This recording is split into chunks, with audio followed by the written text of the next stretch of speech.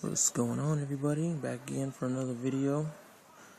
This time we got a fight on tap for December 15th, and that is Timothy Bradley versus Robert the Ghost Guerrero. I believe Timothy Bradley's WBO title, he won off of Pacquiao, as well as Robert Guerrero's WBC interim belt, are both on the line. The fight is the contract for the fight is at welterweight, 147 pounds. And a few things about this fight that I actually really like. I'm actually interested in watching this fight. It's gonna be on HBO, which is, I guess you can say, like, for the last part of 2011 into 2012. It's a little. It was mostly common for boxing matches to end up on HBO, but it seems like that Showtime is stealing a lot of HBO's thunder, and more of the interesting fights, or quote-unquote better fights, are on Showtime, which I think is a good thing for boxing fans, but may be a bad thing for channels such as HBO. And if Showtime is willing to put the money out, then, might as well have fights on both channels, right? It'll benefit everybody in the long run. But this fight will be on HBO, which is good. You don't have to worry about, like Comcast or, DirecTV. I think I don't even know if they're having like their little, deals for HBO, for like a free weekend of HBO for this fight. I'm not even sure. But anyways, this fight is very, very, very necessary for both men, seeing how they don't really have too many options available. Both men want to fight Floyd Mayweather, and it's very, very unlikely that any of them will fight Mayweather at all.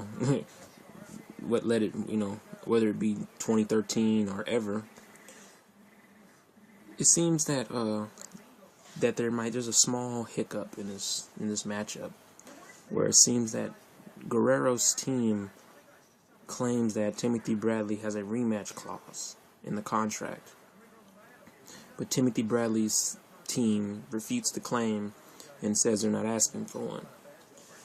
Basically, Guerrero's manager, Luis de Cuba, says, and I quote, "They are demanding a rematch clause. We don't want a rematch clause. It's a champion versus champion, and let the best man win. We have the best promoter in the world, Golden Boy Promotions, and CEO Richard Schaefer, and Richard is going to do what's best for Robert's career. There are no issues with the money, thank God. We don't see the need for a rematch clause. You have two of the best welterweights in the world. Whoever wins will win, and whoever loses will lose." Then Bradley's manager, Cameron Duncan, replies, quote, "We are not requesting a rematch clause," end quote.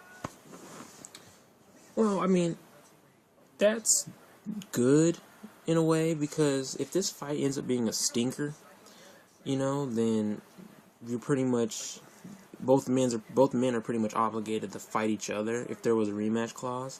So I guess it's more like if Bradley beats the shit out of Guerrero or vice versa. It'll be up to both men whether or not they want to actually go down that road. And if there's more money in the rematch. I mean, I think the recipe,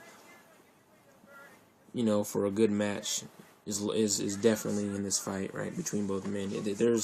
I think both styles, they clash, they complement one another.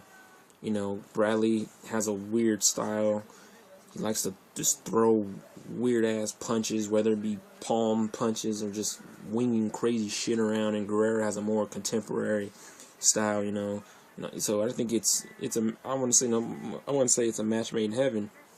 But it's definitely one of those fights where you can expect the unexpected. I'm sure someone will get knocked down at least. Another thing that really surprises me too is how Top Rank is willing to negotiate with Golden Boy. I mean, after all the bullshit that's been going back and forth in the media between both sides, Golden Boy and Top Rank, and Arum doesn't like, De La Hoya, and Schaefer doesn't like Arum, yada yada yada, all the back and forth quotes. I mean, if they're willing to come together for this fight for the fans, I think that's a really good thing. I understand that promoters always had a tough time trusting one another, and they don't really want to, risk their fighters against other top fighters from different promotions, and stuff like that. They like to keep things in-house, which is, I guess, if you're a businessman, that's better for you than anyone else. You know, especially for Bob Arum in terms of Manny Pacquiao, he's made a fortune off the guy fighting fighters in his own stable. You know, outside looking in, everyone is like, well, Pacquiao should fight other people. You know, but the inside looking out, well, if you're the one putting up your money, you know, why would you sit there and actually have to split the pot with another promoter when you can just take all the money for yourself? In this case, this isn't going to happen. I think this is a fight for the fans.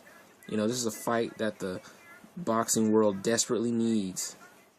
I mean, this could potentially be another Victor Ortiz versus Andre Berto fight.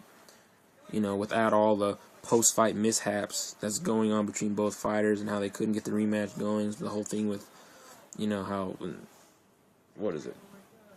Berto got caught with the steroids, and Timothy Bradley was looking for a different opponent and got Lopez and got his jaw broke, yada yada yada. You know, stuff like that. You know, it really makes a sport worth watching again. You know, it takes the eyes off mixed martial arts a little bit, and really shows that boxing still has the cojones to really compete at the top level. You know. As far as that, I mean, you really don't. As I mentioned before about how a lot like both of these men, Timothy Bradley and Guerrero, didn't really have too many other options, considering that most of the majority of the top 10 welterweights are busy, you know, for the remainder of 2012. You have guys like Manny's fighting Marquez for a fourth time, Malinagi's fighting Kano, Alexander Bailey are fighting, Brook is fighting Salavia, Ortiz is somewhere, I don't know. I guess he's still helping and relieving his broken jaw and all that other mess. And Joselito Lopez just got off a big fight with Canelo, so I'm sure he won't be fighting anytime soon. So I wouldn't. I mean, it's not like it's a fight where it's not going to be a snoozer. You know, like I said, it's going to be a damn good fight, and I really expect the best out of both men, seeing how everyone at this point is in the prime of their careers. You know, and this can only boost either man's notoriety. If Guerrero goes in there and smokes Timothy Bradley, then the fans will have no choice but to really possibly push Guerrero up the ladder and possibly fight bigger and better opponents. You know, I'm not necessarily saying Floyd or Pacquiao type of opponents, but he definitely has a spot, you know, amongst the big boys.